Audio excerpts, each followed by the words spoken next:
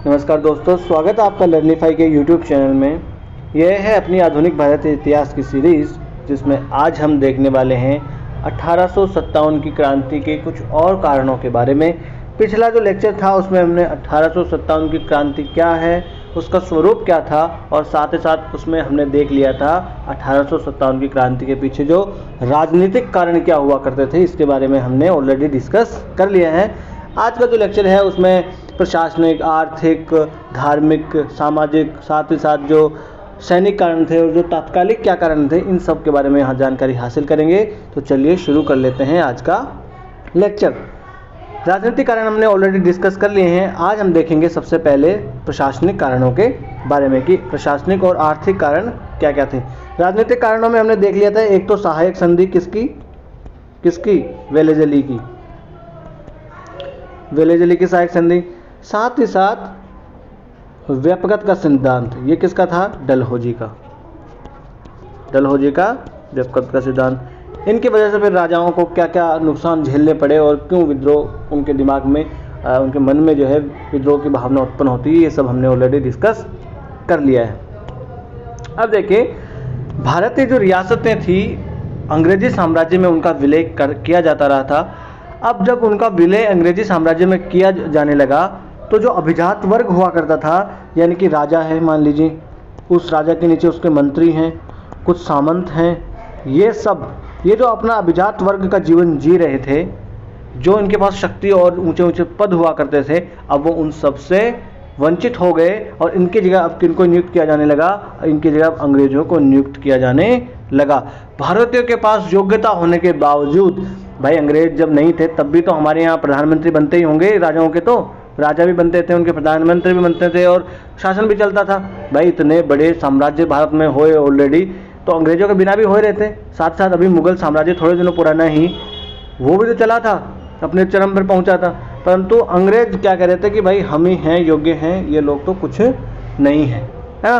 तो योग्य होने के बावजूद भी इनको सिर्फ छोटे पदों पर नियुक्ति दी जा रही थी, ऊंचे पदों पर नियुक्ति नहीं दी जा रही थी। ठीक है।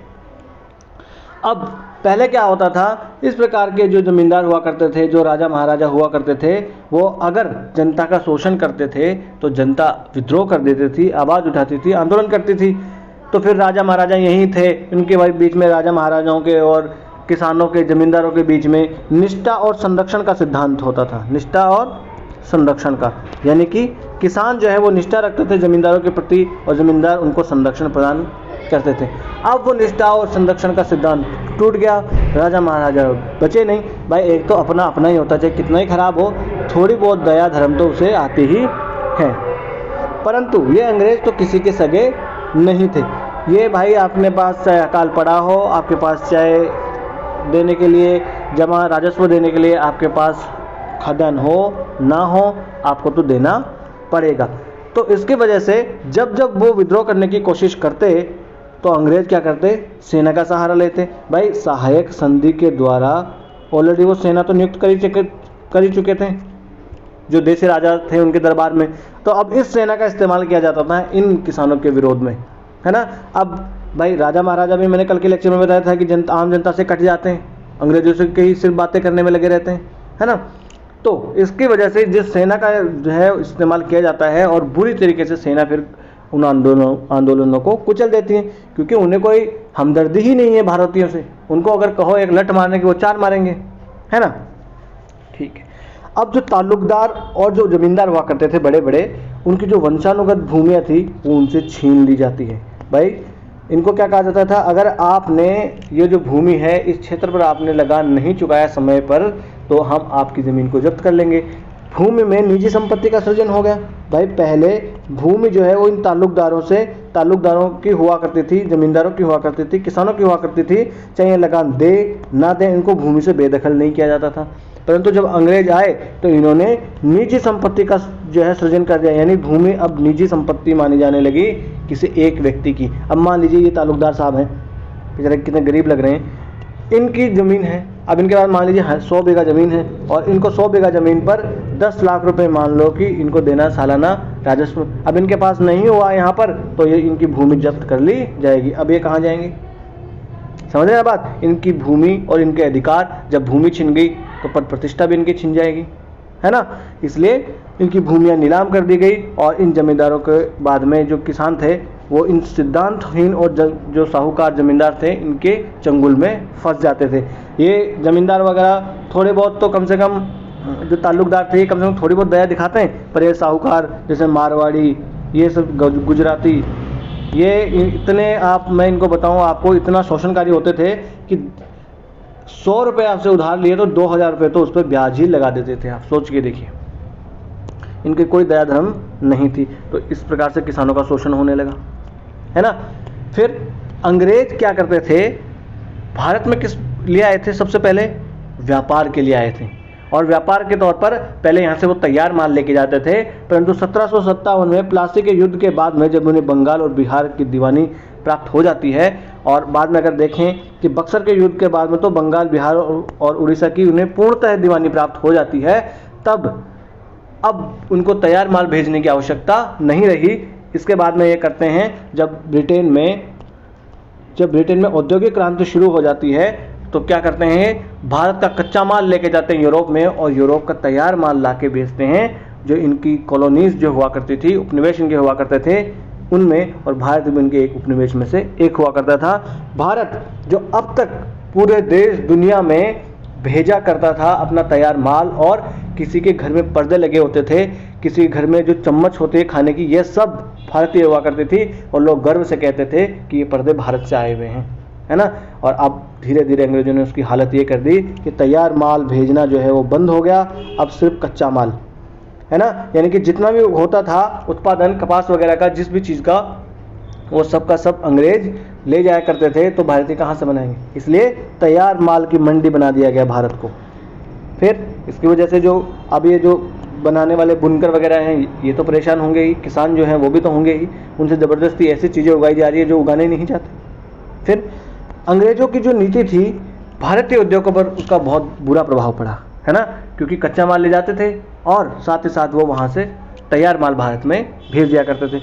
अब इनकी जो नीतियाँ हुआ करते थे उसमें भी क्या था कि भारत से कोई माल लेके जा, भारत का आदमी कोई बाहर कच्चा माल या तैयार माल भेजेगा उस पर ये बहुत ज़्यादा टैक्स लगा देंगे।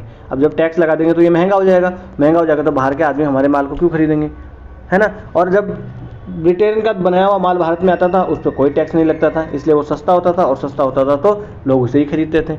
एक आदमी, अब देखिए ब्रिटेन में तो औद्योगिक क्रांति आ चुकी है, वहाँ तो 1 घंटे में 1000 शर्ट बन रही है मान लीजिए मशीन से, और भारत में बेचारे 1 घंटे में 1 शर्ट बना पा रहे हैं बुन बुन के हाथों से। तो जो 1 घंटे में 1000 बन रही है वो सस्ती होगी ना, तो जब आदमी गरीब है एक तो वो क्या खरीदेगा, सस्ता वाला खरीदेगा। हमें देख लीजिए, हम भी ये थोड़ी देखते किसका है क्या नहीं है, हम तो सस्ता वाला जो होता है वो खरीदते हैं। तो इस प्रकार से भारत के जो उद्योग थे उनके ऊपर प्रतिकूल प्रभाव पड़ता है। ठीक, जो तैयार माल होते हैं, वस्त्र होते हैं, उनके ऊपर प्रतिबंध लगा दिया जाता है कि आप जो है वो तैयार कपड़े यहाँ से भेज नहीं सकते हैं, और औद्योगिकरण की प्रक्रिया जो थी उसे भी जानबूझकर अवरुद्ध कर दिया गया अंग्रेजों के द्वारा। पिछले लेक्चर्स में मैंने ऑलरेडी आपको बताया कि किस प्रकार से रेल जो है उसके निर्माण में पैसा लेके आया जाता है ब्रिटेन से, लोहा ब्रिटेन से, कोयला ब्रिटेन से लाया जाता है। क्या भारत में पैसा और कोयला नहीं था, परंतु वहाँ से वो लेके आते थे पूरा, ताकि वहाँ जो लोग हैं उनको आय का साधन प्राप्त हो सके। इसलिए भारत के लोग जो उद्योगों में इस प्रकार के दस्तकारी में लगा करते थे, अब जब इनकी दस्तकारियाँ समाप्त हो गई तो ये कहाँ जाएंगे बेचारे, ये जाएंगे कृषि में। तो इस प्रकार से कृषि में बहुत ज़्यादा बोझ जो है कृषि पर बढ़ जाता है। अब पहले मान लीजिए कि एक परिवार में 10 लोग हैं, इन 10 में से 5-6 लोग मान लीजिए कि काम कर रहे हैं इन दस्तकारियों में, छोटी छोटी में 2-4 जो लोग हैं वो काम कर रहे हैं खेतों में, और उत्पादन हो रहा है ठीक ठाक। परंतु अब ये जो दस्तकारियाँ समाप्त होगी तो ये 5-6 लोग भी खेतों में आ जाएंगे, और जब 2-4 लोग ही उतना ही उत्पादन कर सकते हैं तो 5-6 लोगों की और क्या आवश्यकता है। अब 10 के 10 आदमी वहीं खेती में लग रहे हैं तो बाकी के लोगों की कोई आवश्यकता ही नहीं है, इसलिए इनका सीमांत, इनकी उत्पादकता है वो क्या होगी, शून्य होगी, है ना। इस प्रकार से अब कृषि पर बोझ बढ़ने लग जाता है। अब कृषि में जो अगर सुविधाएं देनी चाहिए थी वो, और नई तकनीकें आनी चाहिए थी, वो सब अंग्रेजों के द्वारा नहीं दी गई। कहीं कहीं पर नहरें वगैरह बनवाई गई, बहुत कम जगह पर, नहीं तो जो रेल में इन्होंने निवेश किया, बीमा में इन्होंने निवेश किया, उनके बजाय अगर ये नहरें कृषि में, सिंचाई में, इनमें निवेश करते तो ज़्यादा उसके लाभकारी जो है प्रभाव देखने को सामने मिलते, परंतु इन्होंने ऐसा नहीं किया। खाद्यान्न फसलों की कमी होने लगी। ये देखिए आप, ये फोटो देख पा रहे हैं आप यहाँ पर, ये आदमी देखिए आप, बॉडी कैसे जिम जाने वाली बना रखी है, हैं? ये क्यों है इनकी हालत ऐसी? और ये आम हो गया था, ऐसा अकाल पड़ना अंग्रेजों के बाद में आम हो गया था भारत में। क्यों? पहले भारत में क्या था कि कुछ नकदी फसलें उगाई जाती थी, कुछ खाद्यान्न फसलें उगाई जाती थी, है ना, तो कम से कम खाने के लिए इनके पास होता था। अब अंग्रेज आने के बाद इन्होंने क्या किया, अंग्रेज इनसे नकदी फसलें उगाने लगे, जैसे कपास, जैसे नील। अब कपास और नील की खेती उगाने के लिए इनपुट लागत जो होती है ना, इनको उगाने के लिए जो लागत आती है वो ज़्यादा आती है, तो ये इन गरीबों के पास होती नहीं है। अब ये किससे उधार लेंगे? साहूकार से उधार लेंगे। अब मान लीजिए इस खेत में बारिश नहीं हुई, सिंचाई के साधन इनके पास है नहीं है, बारिश ना हुई या बारिश ज़्यादा होगी और ये फसल खराब हो गई। अब इन्होंने खाद्यान्न उगाया नहीं था तो खाने के लिए कुछ भी नहीं है। साहूकार से जो उधार लिया था वो भी वापस नहीं दे पाएंगे और साहूकार उस पर ब्याज से ब्याज लगाता जाएगा। यानी कि इस प्रकार से ये पूरे ऋण के चंगुल में फंसकर रह जाते थे, है ना। वो ब्याज लगाया जाता था वो भी खूब ज़्यादा हुआ करता था, और जो लगान की राशि वसूल की जाती थी वो भी खूब होती थी, क्योंकि अंग्रेज बिना सोचे समझे लगान लगा दिया करते थे और बहुत ऊंची दर पे लगा दिया करते थे, है ना। जैसे दक्कन दंगा के बारे में हमने पढ़ा था, 1875 में दक्कन दंगा होता है। ये 1875 में दक्कन दंगा क्यों होता है? क्योंकि दक्कन में देखिए 1860 के आसपास कपास की खेती उगाना एकदम से ज़्यादा हो जाता है। क्यों हो जाता है? 1860 ईस्वी के आसपास नॉर्थ अमेरिका में चल रहा होता है गृह युद्ध। अब आप कहोगे सर अमेरिका में गृह युद्ध हो रहा है तो इसमें दक्कन वाले लोगों का क्या मतलब है? बिल्कुल मतलब है, क्योंकि ब्रिटेन में पहले जो कपास आया करती थी वो 70 से 80% कपास कहाँ से आया करती थी? अमेरिका से। अब अमेरिका में गृह युद्ध हो गया तो अमेरिका में कपास लोग उगा नहीं पाए, इसलिए अमेरिका से कपास ब्रिटेन को मिली नहीं और ब्रिटेन को कपास चाहिए थी। इसलिए उन्होंने देखा कि अब और हमें कपास कौन प्रोवाइड करवा सकता है। उन्होंने देखा कि भारत में ऐसी ज़मीन है काली ज़मीन जहाँ पर कपास उगाई जा सकती है, इसलिए ब्रिटेन वालों ने भारत में कपास उगवाना ज़बरदस्ती शुरू करवा दिया। ठीक है, पहले थोड़ी बहुत उगाई जाती थी, परंतु अब जब अमेरिका से यहाँ पर कपास नहीं आ रही है ब्रिटेन में, तो सारी की सारी कपास भारत से जाने लगी। तो भारत में कपास के दाम बढ़ गए और जो खेतिहर लोग हुआ करते थे, किसान, वो समृद्ध होने लगे। भाई मांग बढ़ गई तो कीमत भी बढ़ गई, है ना। परंतु हुआ क्या, 1865 आते आते अमेरिका में गृह युद्ध की समाप्ति हो जाती है और वापस से अमेरिका जो है वो कपास उगाने लगता है। अब अमेरिका जो है वो भारत की तुलना में पास पड़ता है ब्रिटेन के, इसलिए वापस से ब्रिटेन जो है वो अमेरिका से कपास मंगवाने लगता है और भारत से कपास की मांग धीरे धीरे कम हो जाती है। तो ये जो सब कुछ छोड़ छाड़ के दक्कन के लोग कपास उगाने लगे थे वो तो ठगे गए ना। जो कपास पहले महंगी बिक रही थी वो तो सस्ती बिकने लगी और अब उन्होंने बड़े बड़े खेतों में कपास उगा ली। अब उसका पैसा इनको मिला नहीं और उसकी वजह से ये परेशान आ जाते हैं। और सरकार क्या करती है, 20 या 30 साल के दौरान जो है वो सरकार अपना जो लगान है उसको अपडेट क्या करती थी। अब 1830 के आसपास, 20 के आसपास लगान जो है वो अपडेट की गई थी। अब 30 साल के बाद में 60 के आसपास से लगान जो है वापस अपडेट की जानी थी, परंतु 60 के आसपास तो कपास की मांग बढ़ रही थी। परंतु और उस बढ़ी हुई मांग के दौरान अंग्रेजों ने लगान जो है वो ऊंची दर पर निर्धारित कर दिया और बाद में पता लगा कि 1865 के आसपास तो कपास एकदम नीचे गिर गई है। अब बेचारे गरीब आदमियों के पास जो है पैसे हैं नहीं, कपास के पैसे कम मिल रहे हैं। अब पैसे कम मिल रहे हैं और ऊंची लगान अंग्रेजों ने ऑलरेडी ऊंची दर पर जो है लगान निर्धारित कर रखा था, अब अंग्रेजों ने वो कम किया नहीं और इसकी वजह से वो बेचारे बहुत गरीब हो जाते हैं। इसीलिए वो फिर दक्कन में दंगा वगैरह होता है, फिर दक्कन राहत आयोग भी गठित किया जाता है ना। फिर अंग्रेज लोग क्या करते हैं कि जो भी अपनी भूमि पर लगान नहीं दे पाएगा उसकी भूमि जब्त कर ली जाएगी, यानी किसान अपनी ही भूमि पर अब खेत मजदूर बन के रहने को मजबूर हो जाते हैं। तो इस प्रकार से ये आर्थिक और जो प्रशासनिक कारण थे, इनकी वजह से भी जो भारतीय किसान, भारतीय ताल्लुकदार, भारतीय जमींदार जो प्रभावित हुए थे, भारतीय बिजनेसमैन जो थे वो भी प्रभावित हुए थे। ये सब जो है अंग्रेजों के विरोध में हो जाते हैं। फिर सामाजिक और धार्मिक कारण देख लेते हैं। अंग्रेज जाति भेद की भावना से प्रेरित थे। जाति भेद का मतलब ऐसा नहीं कि आपकी बनिया हो गया, साहूकार हो गया, इस प्रकार से जाति जो आप तथाकथित भारत में ऐसे, ये जाति की जगह पर अगर यहाँ पर प्रजाति शब्द लिखा आया तो ज़्यादा बढ़िया रहता, क्योंकि अंग्रेज अपने आप को गोरे और हमको काले, और गोरे को वो जो है ज़्यादा महान मानते थे कि हम तो सभ्य हैं, ये तो काले हैं, ये तो असभ्य हैं, बर्बर हैं, इनको कोई लक्षण नहीं है, हम इनको लक्षण सिखाने आए हैं यहाँ पर, है ना। तो पूरी तरीके से वो भारतीयों को हीन दृष्टि से देखा करते थे। ठीक है साहब। अब भारतीयों के प्रति वो कठोर नीति भी अपनाते हैं अंग्रेज, है ना।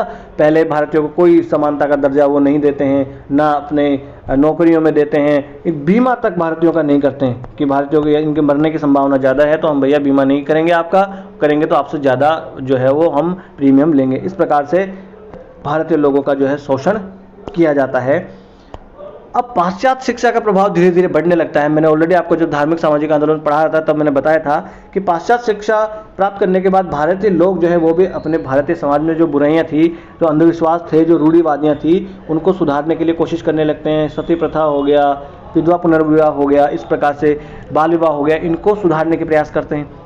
परंतु ये सब चीज़ें भारतीयों को पसंद नहीं आती हैं। इनको लगता है कि ये अंग्रेज लोग जो है, इनको क्या अधिकार है हमारी संस्कृति में हस्तक्षेप करने का, इनको क्या पता हमारी संस्कृति के बारे में, है ना। वैसे भी जब ऐसा सुधार आते हैं तो वो धीरे धीरे आते हैं और हमेशा ऐसे सुधारों का विरोध किया जाता है ना। तो ये सब नीतियाँ अंग्रेजों की ये जो नीतियाँ कि ये रूढ़िवादियों को समाप्त करना, सती प्रथा पर रोक लगाना, बाल विवाह को रोकना, कन्या भ्रूण हत्या को रोकना, ये सब चीज़ें इन भारतीयों को खराब लगी अंग्रेजों की, है ना। ये समझते थे अंग्रेज कि इस प्रकार से हमारे सामाजिक जीवन में हस्तक्षेप कर रहे हैं ये फिरंगी, ये विदेशी, इनको क्या अधिकार है हमारी संस्कृति में हस्तक्षेप करने का, है ना। उनका फिर ये मानना हो गया था कि ये लोग तो हमारी संस्कृति को खराब करना चाहते हैं, अपनी सभ्यता हम पे थोपना चाहते हैं। अब 1829 में देखिए विलियम बेंटिक के द्वारा सती प्रथा का उन्मूलन कर दिया जाता है। किसके प्रयासों से? राजा राम मोहन राय के प्रयासों से 1829 में सती प्रथा का उन्मूलन कर दिया जाता है ना। और फिर इसका देखिए बंगाल में व्यापक स्तर पर विरोध भी होता है, और इस सती प्रथा के विरोध में फिर धर्म सभा नाम के एक संगठन बना लिया जाता है। किसके द्वारा? राजा राधाकांत देव के द्वारा। राधाकांत देव, इनके बारे में ऑलरेडी मैं पढ़ा चुका हूँ, है ना। तो ये एक सभा बना लेते हैं कि भैया ये तो गलत है, आप जो है ये सब समाप्त नहीं कर सकते, हमारी संस्कृति में हस्तक्षेप नहीं कर सकते। फिर 1850 ईस्वी में डलहौजी एक कानून बनाते हैं, धार्मिक अयोग्यता कानून। धार्मिक अयोग्यता कानून ये क्या था? ये हुआ यह करता था कि मान लीजिए कोई हिंदू है, अब ये क्रिश्चियन बन जाता है, तो अब इस हिंदू व्यक्ति की जो विरासत है, विरासत में जो संपत्ति है, उस पर इसका अधिकार नहीं माना जाता था। समझ रहे आप? मान लीजिए ये चंदन सिंह है, चंदन सिंह का बेटा मान लीजिए एक्स है। अब एक्स साहब क्या करते हैं, ये हिंदू से क्रिश्चियनिटी में चेंज हो जाते हैं, कन्वर्ट हो जाते हैं। तो अब ये एक्स जो है इस बात के हकदार नहीं है कि चंदन सिंह जी की संपत्ति से में इनको जो है वो बंटवारा मिलेगा या अधिकार मिलेगा। ऐसा पहले हुआ करता था कि अगर कोई धर्म परिवर्तन कर लेता था तो उससे उसकी पुश्तैनी संपत्ति से में कोई जायदाद नहीं दी जाती थी। परंतु डलहौजी ऐसा कानून लेके आ गया, धार्मिक अयोग्यता वाला कानून, कि कोई आदमी अगर धर्म परिवर्तन करता है उसके बाद में भी वो अपनी पैतृक संपत्ति में उतना ही हकदार है, संपत्ति पाने का अधिकार उसके पास है। अब इसका विरोध होने लगा। क्यों? क्योंकि अगर ऐसा होगा, पहले तो ऐसा था कि भाई हम नहीं करेंगे कन्वर्ट, क्योंकि अगर ऐसा कन्वर्ट करेंगे तो यार हमें संपत्ति नहीं मिलेगी, पुश्तैनी। अब उनको पुश्तैनी संपत्ति भी मिल रही है। साथ ही साथ जो ईसाई मिशनरियाँ हैं वो लोगों को भड़का के, लोगों को बरगला के और धर्म परिवर्तन करवा ही रही है। तो अब आदमी तो कर ही लेगा, भाई कोई नहीं, धर्म परिवर्तन कर भी लूँगा तो भी मुझे संपत्ति में तो अधिकार मिल ही रहा है ना। तो इस प्रकार से लोग इसका विरोध करते हैं। फिर 1856 ईस्वी में विधवा पुनर्विवाह कानून बना दिया जाता है। ये विधवा पुनर्विवाह कानून देखिए लॉर्ड डलहौजी के द्वारा ही बनाया जाता है। डलहौजी इसको बनाता है, परंतु कैनिंग इसको लागू करता है। 1856 में ही डलहौजी का कार्यकाल समाप्त होता है और 1856 में ही कैनिंग का कार्यकाल शुरू होता है। तो कैनिंग इसको फिर लागू कर देता है विधवा पुनर्विवाह कानून को। और ये विधवा पुनर्विवाह कानून जो है ये किसके प्रयासों से आया था? तो ये आया था ईश्वर चंद्र विद्यासागर की प्रयासों से। ऐसा सब आपको याद रखना है, स्टेटमेंट यूपीएससी में बन सकते हैं कि विधवा पुनर्विवाह ईश्वर चंद्र विद्यासागर के प्रयासों से ये कानून पारित हुआ था। अब भारत में ऐसा था कि पुनर्विवाह नहीं हो सकता किसी का। वो मैंने एक बार आपको, जब मैं आपको मध्यकालीन भारत पढ़ा रहा था, तब मैंने आपको एक दोहा एक सुनाया था आपको कि सिंह गमन सत्पुरुष वचन कदली फले एक बार, तिरिया तेल हमीर हट चढ़े न दूजी बार। अब यहाँ पर बाकी सब चीज़ों को तो छोड़ो, यहाँ पर आप फोकस करो, तिरिया तेल हमीर हट चढ़े न दूजी बार। तिरिया तेल का मतलब, ये मतलब महिला की शादी जो है वो सिर्फ एक बार हो सकती है, दोबारा नहीं हो सकती है। ये भारतीय संस्कृति में लोग ऐसा मानते थे। हालांकि हमारे शास्त्रों में कहीं ऐसा लिखा हो ना लिखा हो, इतने मुझे कोई ज्ञान भी नहीं है, सारे शास्त्र मैंने पढ़े भी नहीं है, परंतु अगर हम तर्क के हिसाब से भी जाएं तो ये तो गलत है ना। क्योंकि पहले क्या होता था, 7-8 साल की उम्र में, 10-11 साल की उम्र में शादियां हो जाती थी, पति उनके 50 साल के, 60 साल के, इस प्रकार से हुआ करते थे। समझ रहे आप भाई? केशव चंद्र सेन जो है, जो सारी उम्र उन्होंने बिता दिया कि भाई बाल विवाह नहीं होना चाहिए, बाल विवाह नहीं होना चाहिए, और केशव चंद्र सेन ने अपनी जो नाबालिग बेटी थी उसकी शादी किससे करा दी? कूच बिहार के राजा से, जो उम्र में बहुत बड़ा था। तो इस प्रकार से बहुत उम्र में बड़े व्यक्तियों के साथ शादी करवा दी जाती थी। अब वो तो टपक जाते थे और ये विधवा हो जाती थी बेचारी, ये विधवा हो गई जवान होने से पहले ही। अब उनको सारी उम्र ये सफ़ेद कपड़े पहन के, और एक और बात, बाल मुंडवा के उनको रहना पड़ता था। अब आपको पता ही है समाज में जो विधवा है उनका कितना अपमान होता है। वो किसी, कोई भी अगर आप कहो कि मांगलिक कार्य है तो उसमें शामिल नहीं हो सकती हैं। वो सुबह सवेरे अगर कोई उनका मुंह देख ले तो उसको गलत माना जाता है, अपशकुन माना जाता है ना। इसमें जब सुधार करने की कोशिश की, विधवा पुनर्विवाह कानून बना दिया गया, तो भारतीय लोगों ने कहा कि भाई ये तो अंग्रेज हमें ईसाई बनाने पर तुले हुए हैं। ठीक है। फिर 1813 ईस्वी का कानून मैंने ऑलरेडी आपको बताया। इसमें क्या होता है, चीन और चाय का व्यापार छोड़कर, चीन के साथ चाय का व्यापार छोड़कर कंपनी का एकाधिकार समाप्त कर दिया जाता है। ईसाई मिशनरियों को आने की इजाज़त दे दी जाती है। अब ईसाई मिशनरियाँ भारत में आएगी और अपना ईसाई धर्म फैलाएगी। वो हमारे जो भारत में अंधविश्वास है उनको गलत बताएगी और अपने वाले अंधविश्वास यहाँ पर आके थोपेगी, है ना।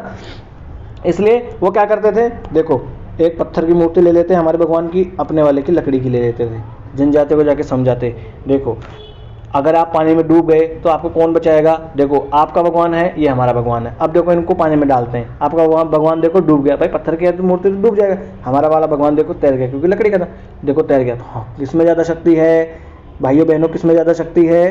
तो भाइयों बहनों फिर बेचारे बोलना ही पड़ता उनको कि भाई शक्ति किसमें है ज़्यादा? आपके भगवान में, क्योंकि आपका भगवान तैर है। तो इस प्रकार से उनको बहला के बरगला के उनको ईसाई बना दिया करते थे ये लोग। ठीक है, इससे भी परेशान आ जाते हैं भारतीय लोग। ठीक है सर, साथ ही साथ ये भारतीय संस्कृति पर श्रेष्ठता का दावा भी किया करते थे। मैकाले का जो प्रसिद्ध मिनट है उसमें मैकाले ने क्या कहा था कि भारत और अरब जो देश हैं इनका पूरा, अगर हम ग्रंथ ले लें, उनके पूरे ग्रंथों का ज्ञान यूरोप की किसी एक अच्छी सी लाइब्रेरी की एक ताक के बराबर तक नहीं है। समझ रहे हैं आप बात? यानी कि एक अच्छी सी लाइब्रेरी ले लो आप यूरोप की, उसमें बहुत सारी से ताक बनी रहती है, उस ताक में ऐसे पुस्तकें लगी होती हैं, तो पूरे अरब देश और पूरे भारत, इनके जो भी ज्ञान, इनके जो ग्रंथ हैं उनका ज्ञान इस एक ताक के बराबर भी नहीं है। इस प्रकार से ये दंभी बात किया करता था मैकॉले, है ना।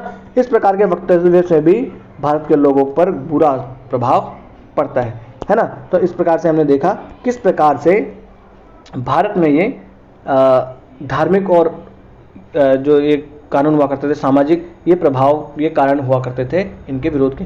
और क्या थे, भारत में ये माना जाता था कि देखिए ये धार्मिक अयोग्यता वाला तो मैंने ऑलरेडी आपको बता दिया है। फिर क्या था, ये हिंदू देव देवताओं का उपहास उड़ाने वाली मैंने ऑलरेडी आपको बता दिया है ना। ईसाई सैनिकों को, जो सैनिक हुआ करते थे, इनको भी ईसाई बनाने की ये कोशिश किया करते थे। ठीक है, आगे जाते हैं। अभी हमने देख लिया, अब देखते हैं हम क्या, सैनिक कारण। तो सैनिक कारणों में क्या हुआ करते थे, अंग्रेजों की जो सेवा शर्तें हुआ करती थी सैनिकों के लिए, वो जैसे जैसे उनका साम्राज्य बढ़ता गया वैसे वैसे वो शर्तें जो है वो खराब होती गई। पहले अंग्रेज जो है भारतीय सैनिकों के साथ अच्छा व्यवहार भी करते थे, यानी कि वर्ण व्यवस्था के अनुसार सेना जो है वो गठित की जाती थी, यानी उसमें सवर्ण लोग जो है वही सेना में भर्ती किए जाते थे और उनके खान पान इन सब का ध्यान रखा जाता था, उनके मर्यादा का भी ध्यान रखा जाता था। 1920 से पहले तक ऐसी सिचुएशन थी कि अंग्रेज अधिकारी जो है वो भारतीय सैनिकों के साथ खाना खाया करते थे, उनके साथ खेला करते थे, उनके साथ शिकार पर जाया करते थे, उनके साथ वाद विवाद हंसी ठिठोली बातें किया करते थे। तो इनको अपनापन सा लगता था, है ना। हालांकि वो एक कड़क ऑफिसर हुआ करते थे, परंतु उनमें एक अभिभावक वाला आप प्यार भी महसूस किया करते थे। परंतु 1820 और 30 के बाद में इस प्रकार के अंग्रेजों की नीतियां आने लगी कि अब अंग्रेज अधिकारी जो है वो सैनिकों से सीधे मुंह बात नहीं करते थे, गालियां इनको दे दे के बात क्या करते थे, इनको नीच समझा जाने लगा, है ना। जो सवर्ण सेना हुआ करती थी उसको भी भंग किया जाने लगा, यानी कि अब सिर्फ सवर्ण लोग ही शामिल नहीं हो सकते थे सेना में, जो तथाकथित जिनको नीची जाति के मानते थे वो भी सेना में शामिल किए जाने लगे, है ना। हालांकि ये कोई गलत बात नहीं थी, परंतु उस हिसाब के भारतीय समाज के अनुसार मैं आपको बता रहा हूँ, है ना। देखिए आज भी तो हर जाति के लोग भारत में सेना में शामिल होते हैं और वीरता का परिचय देते हैं हर जाति के, क्योंकि जाति जो है, वीरता किसी जाति का गुण नहीं है, ये व्यक्ति का गुण है ना। वीर कोई भी हो सकता है, कायर भी कोई भी हो सकता है, परंतु उस काल के भारत के समाज के अकॉर्डिंग मैं बता रहा हूँ, तो लोगों को ये बुरा लगने लगा। अब भारतीय सैनिकों को प्रमोशन नहीं दिया जाता था ज़्यादा, यानी कि जिस रैंक पे वो भर्ती होते थे वहीं के रह जाते थे, और इनके ऑफिसर्स हमेशा अंग्रेज हुआ करते थे, क्योंकि अंग्रेजों को भारतीय सैनिकों पर विश्वास ही नहीं था। तो अगर ऐसा होता है तो भैया बुरा तो लगेगा, ठीक है साहब। 1856 ईस्वी में लॉर्ड कैनिंग एक अधिनियम लेके आता है, जनरल सर्विस इनलिस्टमेंट एक्ट। ये क्या था?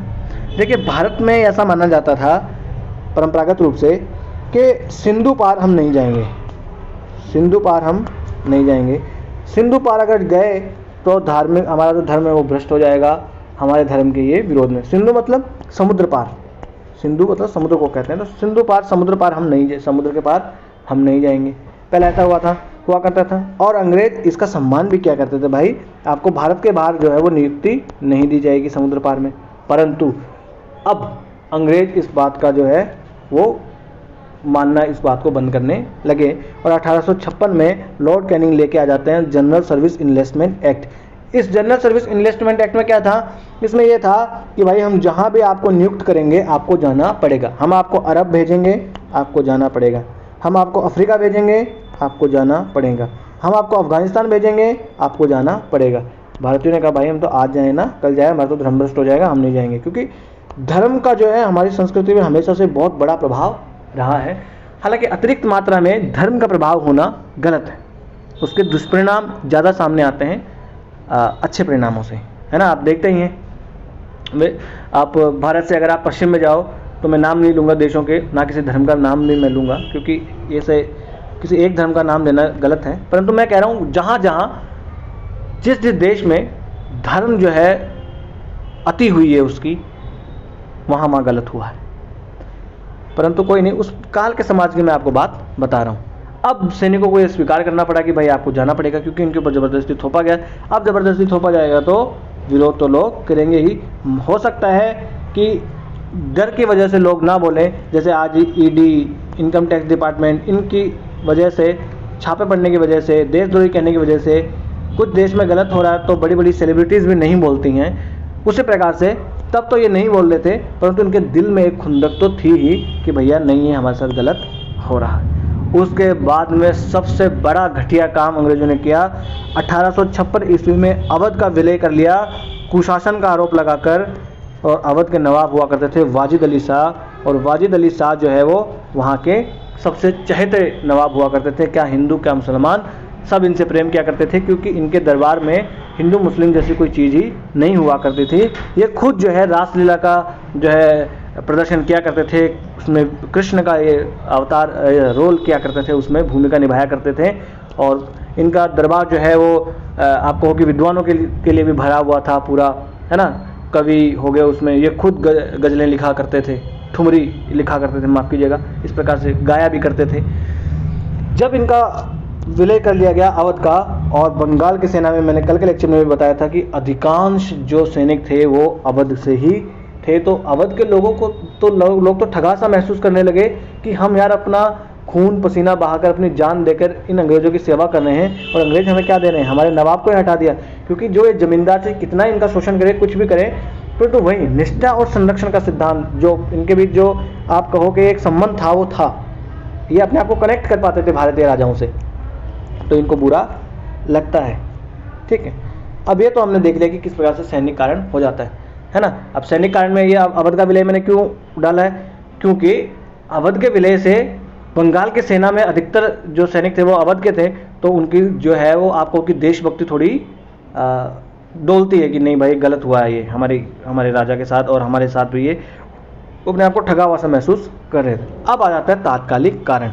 ये तो बड़े बड़े कारण हो गए कि खूब सालों से दिल के अंदर गुब्बार भरा पड़ा है, परंतु कुछ ऐसे एक चिंगारी तो चाहिए जो बारूद में आग का काम कर सके। वो चिंगारी का काम करते हैं ये सुअर और गाय की चर्बी से बने हुए कारतूस। होता क्या है, अंग्रेज एक नई एनफील्ड राइफल लेके आते हैं भाई, पहले इससे पहले पुरानी राइफल हो गई थी वो, तो कहते हैं कि नई हम एनफील्ड राइफल लेके आते हैं। उस एनफील्ड राइफल में कारतूस होते हैं डालने के लिए, इस प्रकार से कारतूस, जैसे आज के जैसे वो नहीं लोड हुआ करती थी ऐसे कारतूस होते थे। अब इस कारतूस को ऊपर से ये जो आपको दिख रहा है इसको काटा जाता था मुंह से। देखिए ये सैनिक यहाँ काट रहा है, सैनिक मुंह से काट के इसको ऊपर से इस प्रकार से भरा जाता था, फिर इस प्रकार से ये आगे भर भर के फिर ये फायर होती थी। तो लोगों ने ये अफवाह फैला दी। अफवाह कहाँ से फैली, दमदम, माफ कीजिएगा, दमदम छावनी हुआ करती थी। कहाँ पर, बंगाल में। बंगाल में तो वहाँ पर एक नीची जाति का, तथाकथित नीची जाति का एक खलासी होता है, वो पानी मांगता है तथाकथित ऊंची जाति वाले सैनिकों से कि यार मुझे पानी पिला दो। तो ये कहते हैं कि नहीं भाई हम तुम्हें पानी नहीं पिलाएंगे, अगर तुम हमारा लोटा छू लोगे तो हम तो अपवित्र हो जाएंगे। तो वो खलासी कहता है कि हंस के कहता है कि क्या अपवित्र, तुम तो वैसे भी अपवित्र होने वाले हो थोड़े दिनों में, अब क्या है, अब क्या रह गया तुम्हारे अपवित्र होने में, अब कुछ नहीं बचा है तुम्हारे पवित्रता में, उसमें तुम भ्रष्ट हो चुका तुम्हारा धर्म।